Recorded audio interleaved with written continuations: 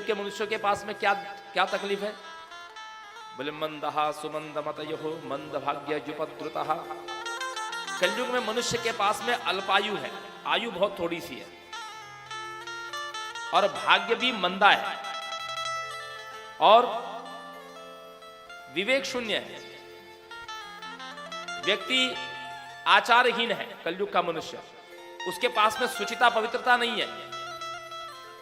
साफ सफाई भले है लेकिन पवित्रता नहीं है कलयुग के मनुष्यों में। पवित्रता और स्वच्छता दोनों अलग अलग चीज है।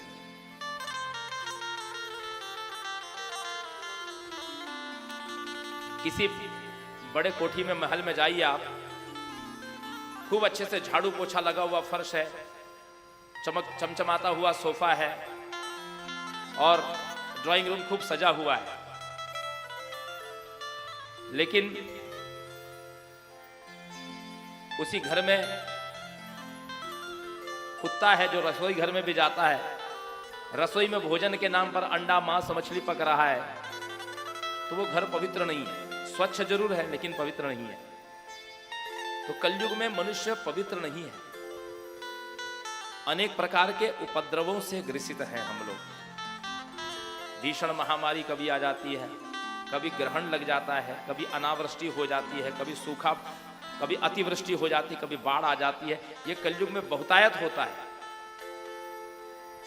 अब मनुष्य के पास में इतनी स्थिति नहीं है कलयुग के मनुष्य के पास में कि वो आत्म कल्याण के लिए कुछ जप तप कर ले। इतना धन नहीं है कलयुग के मनुष्य के पास, अधिकतम लोगों के पास, कि वो दान करके कुछ अपने पुण्य संचित कर सके।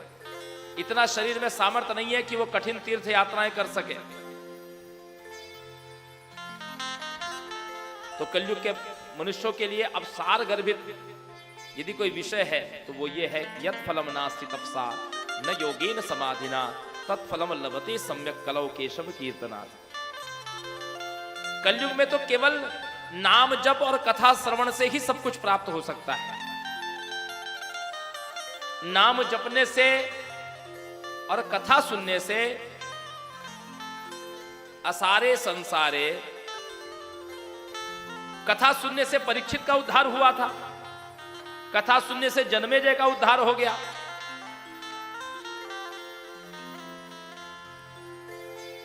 नाम लेने से अजामिल तर गया।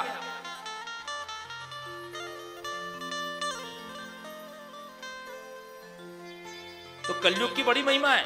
कलयुग में नाम जपने से और कथा सुनने से ही आत्मकल्याण, आत्मोद्धार हो सकता है। तो फिर दूसरे साधनों के पीछे हम क्यों अपना समय नष्ट करें? जब शरीर में तपस्या करने का सामर्थ्य नहीं है तो क्यों तपस्या का विचार करें? जब यज्ञ के लिए पवित्र सामग्री उपलब्ध नहीं है तो क्यों यज्ञ के पीछे जाएं?